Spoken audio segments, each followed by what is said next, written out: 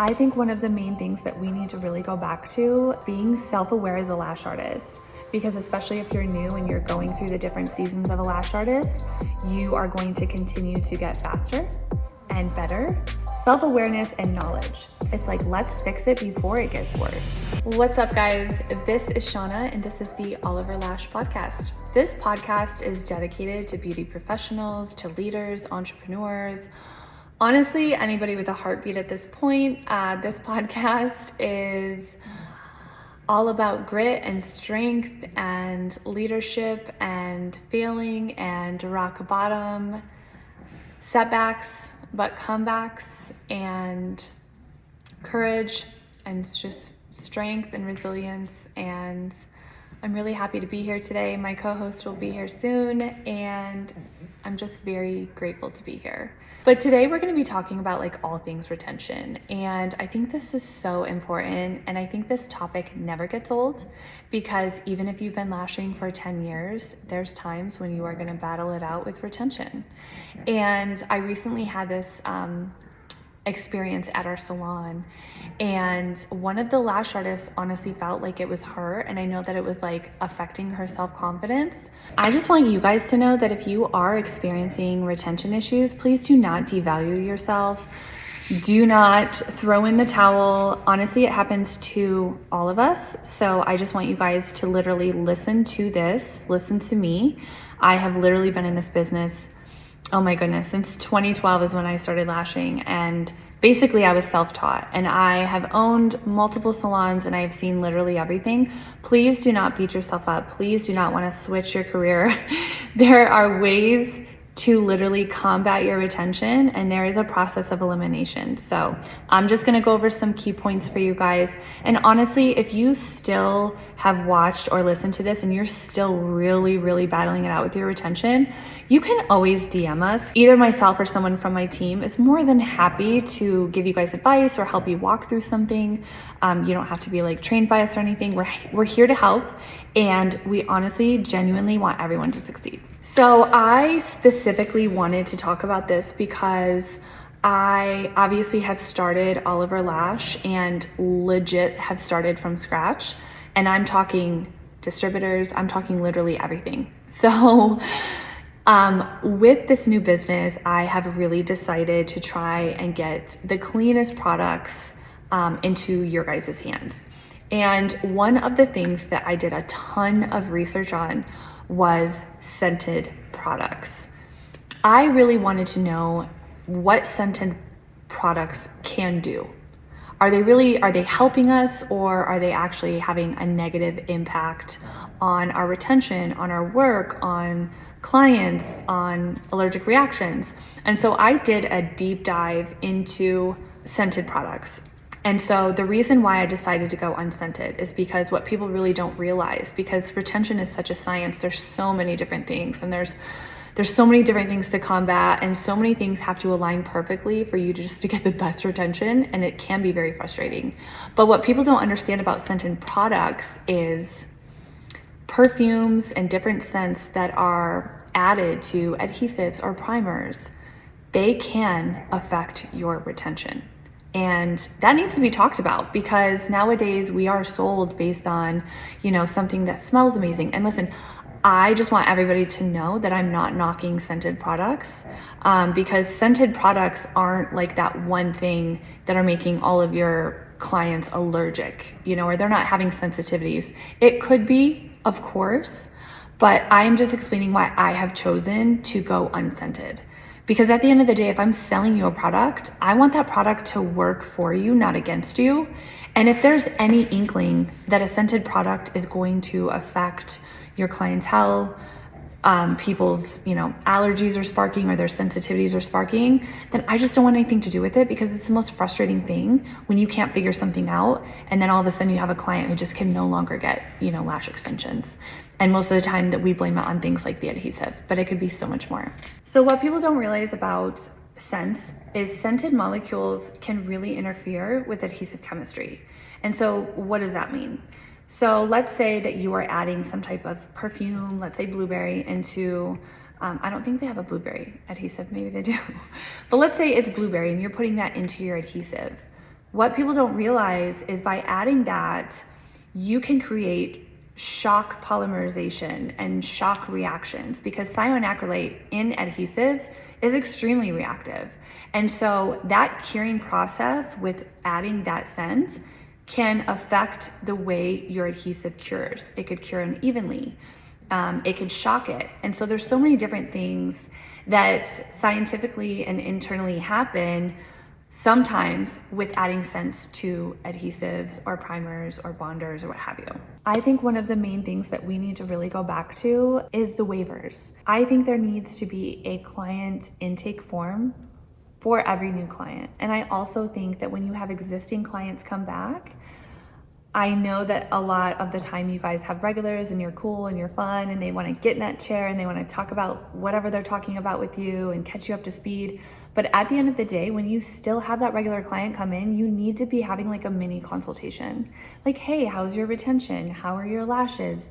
You know, you can obviously take a look at them and see if there's been major fallout. And so I think it's really good to always stay communicating with your clients, even if they're your OG clients. Because at the end of the day, you can prevent retention if you're speaking with your clients and you know what's going on. Client intake forms are so important for new clients, because there needs to be things on that client intake form where you are in the know if they have had a past experience with lash extensions or a lash lift or a brow lamination where things went bad. On that client intake form, they're going to be able to list any sensitivities that they may have. And so from there, that's another thing you're preventing. You are handling that situation and that client appropriate to that intake form. And so those intake forms and client waivers, they're super crucial for you to run your business smoothly. This is just an experience that we had at my salon because one of my lash artists was having poor retention, and it was a process of elimination, but she started to get a lot of self-doubt and she started to feel really bad about herself, thinking like, oh, I'm not a good lash artist or what have you. And so if that's you, I want you to know that there's steps that you can take to really dive in and try and figure out what's going on. And I think that if you do work in a salon or you have lash artist friends, it's really great to kind of get their take on it as well. And that's exactly what happened with the lash artist in our salon. Listen, everyone is gonna have their own steps that they take on the regular with their clients. Some people won't prime, some people will only lash bath, some people will prime with primer, some people will prime with saline. And listen, if it's not broke, don't fix it, okay? Don't try and switch things up. This is just for educational purposes only, and if you are having or do experience retention issues. So I find one of the most important things is you want to be working on a solid foundation. So when you have a client come in full set or fill, you want to make sure that you are working on a squeaky clean surface, because if you are not, you are most likely going to have retention issues. And so what I see a lot is people will prime and they'll also bond, but they will go on top of the lashes. So they go on top of the lashes and they kind of ignore the bottom layer. And so I think it's really important that just something so little is that you're remembering to prime and bond underneath the lashes, because there's different placements when you are doing that fill and full set. Sometimes you will attach the natural lash to the side. Sometimes you'll do it on top. Sometimes you'll do it on bottom. And guess what? If that bottom layer were ignored when you went to prime or prep, then they're probably not very squeaky clean. So that is something just so little and minute that you can do that really can make a huge difference in your retention. As a lash artist, there needs to be a lot of self-awareness, because especially if you're new and you're going through the different seasons of a lash artist, you are going to continue to get faster and better. And the adhesive that you were using when you first started is probably not going to be the adhesive that you're going to want to continue with as you get better and better and faster. Another retention pointer is just being self-aware as a lash artist. Self-awareness and knowledge. So if you started, you're a brand new lash artist and you are noticing you're getting faster, your hand speed is faster, you're most likely wanting to get a faster adhesive. You're not going to be wanting to use the 2 to 3 second adhesive you started with.